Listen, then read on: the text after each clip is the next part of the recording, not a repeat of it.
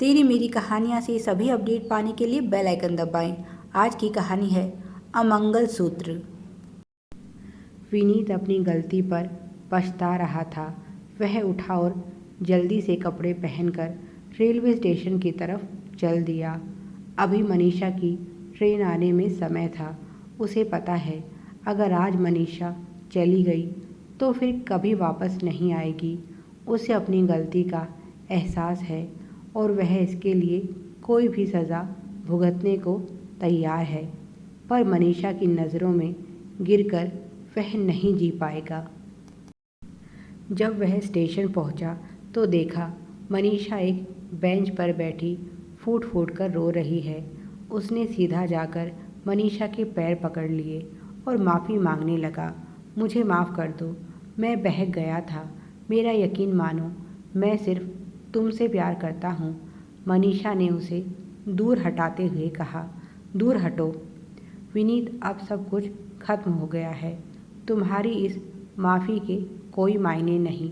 मुझे प्यार करते हो तभी तो तुमने मेरी जगह काम वाली को दे दी। और मनीषा फिर से रोने लगी।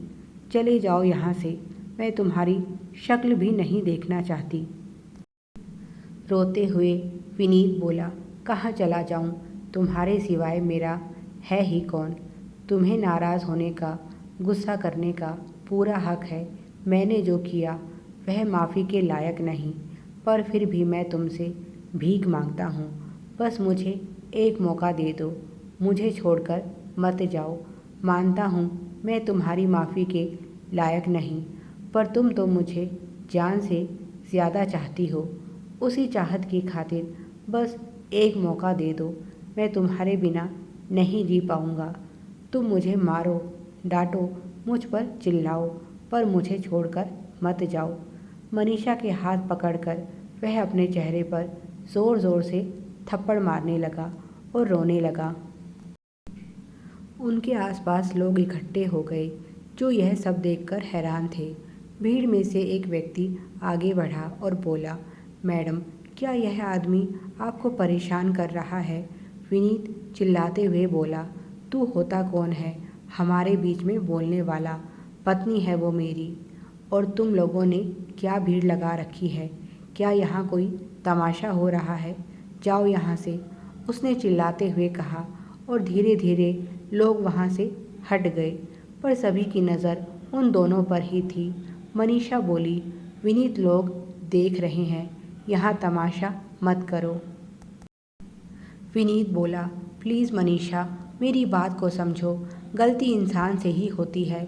मुझसे भी हो गई, पर गलती करने वाले से बड़ा होता है माफ़ी देने वाला। तुम मुझे माफ़ कर दो और मेरे मन पर जो बोझ है उसे कम कर दो। मनीषा बोली, विनीत, तुम कितने मतलबी हो। तुम्हें सिर्फ अपनी पड़ी है। मैं तुम्हें माफ़ कर दूं और तुम्हारे दिल का बोझ कम हो जाएगा। मेरे दिल पर इस समय क्या बीत रही है तुमने सोचा भी है? कितनी आसानी से तुमने कह दिया। मैं बहक गया था, मुझे माफ़ कर दो। तुमने मेरे साथ इतना बड़ा धोखा किया। तुम्हारी इस बेवफाई को मैं कभी नहीं भुला सकती। इसीलिए अब तुम यहाँ से चले जाओ। तुम्हें तो खुश होना चाहिए। अब तुम जो चाहे कर सकते हो। तुम पर कोई बंधन नहीं। मान लो अगर आज मैं तुम्हें माफ़ भी कर दूं, तो भी क्या गारंटी है कि तुम सुधर जाओगे और फिर कभी मुझे धोखा नहीं दोगे? और क्या मेरे माफ़ करने से यह बात यहीं ख़त्म हो जाएगी? नहीं, मैं कभी तुम्हें वह सम्मान और प्यार नहीं दे पाऊँगी जो अब तक देती आई थी। हर समय मेरे मन में एक डर और शक रहेगा कि कहीं तुम फिर मुझे धोखा ना दे दो। नहीं, मैं इस तरह डर डर कर नहीं जी सकती। इसीलिए बेहतर होगा कि अब हम अलग हो जाएं। विनीत बोला, नहीं मनीषा, तुम गलत सोच रही हो।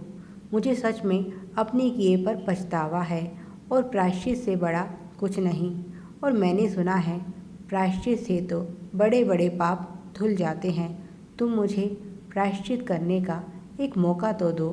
तुम जो कहोगी मैं वही करने के लिए तैयार हूँ। बताओ मैं ऐसा क्या करूँ जिससे तुम्हें मुझ पर विश्वास हो जाए। तुम कहो तो अपनी जान दे दूं। मनीषा बोली। विनीत, यह फिल्मी डायलॉग फिल्मों में ही अच्छे लगते हैं। असल ज़िंदगी में कोई किसी के लिए जान नहीं देता।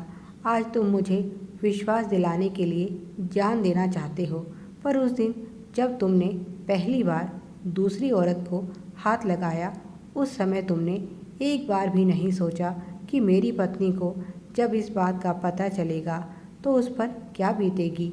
उस समय तो तुमने यही सोचा होगा कि मेरी पत्नी तो मूर्ख है, उसकी आंखों पर तो मेरे प्यार की पट्टी बंधी है, मैं चाहे जो करूं वह तो मुझे माफ़ कर ही देगी। मिस्टर विनीत, मैं तुमसे प्यार करती थी, बेइंतहा प्यार करती थी, पर अब मैं तुमसे उतनी ही नफ़रत करती हूँ। तुम्हारी परछाई से भी मुझे घिन आ रही है और तुम माफ़ करने की बात करते हो। अब तुम्हारे साथ मैं एक छत के नीचे कभी नहीं रह सकती। जब भी तुम मेरे करीब आने की कोशिश करोगे, मुझे तुम्हारी बेवफाई याद आएगी। तुम्हें खुशी देने के लिए मैं क्यों घुट घुट कर जीऊँ? विनीत बोला। मनीषा, तुम इतनी सेल्फिश कैसे हो सकती हो? मनीषा बोली। जब तुम सेल्फिश हो सकते हो तो मैं क्यों नहीं? और वैसे भी यह मेरी सेल्फिशनेस नहीं, इसे प्रैक्टिकल होना कहते हैं। याद है तुम हमेशा कहते हो, मनीषा थोड़ी प्रैक्टिकल हो जाओ, दुनिया इमोशन से नहीं चलती। इसी भावुकता के कारण तो मैंने रेखा को काम पर रखा था। उस समय मुझे क्या पता था कि जिस पर मैं दया दिखा रही हूँ वही मेरी सौतन बन जाएगी और मेरे पति को मुझसे चुरा लेगी। मैंने तो उसका अच्छा ही किया था, जिसे एक वक्त का खाना नसीब नहीं होता था। उसे जब भरपेट खाना मिलने लगा तो वह मालकिन बनने के सपने देखने लगी। पेट की भूख शांत होते ही शरीर की भूख जाग उठी और उसकी यह भूख तुमने मिटा दी। बहुत नेक काम किया तुमने। मेरे ही घर से उसकी सारी ज़रूरतें पूरी हो गई। मनीषा की ट्रेन आ गई थी। उसने सामान उठाया और ट्रेन में जाकर बैठ गई। विनीत उसे जाते हुए देखता रहा। आज पहली बार मनीषा ने दिल की नहीं, दिमाग से फैसला लिया था और विनीत अपनी पत्नी का यह रूप देखकर हैरान था। उसे तो लगा था मनीषा उसके आंसू देखकर पिघल जाएगी, पर आज उसने मनीषा का जो रूप देखा, उसे देखने के बाद वह समझ गया इस गलती की कोई माफ़ी नहीं और वह सर झुकाए चुपचाप मनीषा को जाते हुए देखता रहा। Please like, share and subscribe. Thanks for watching.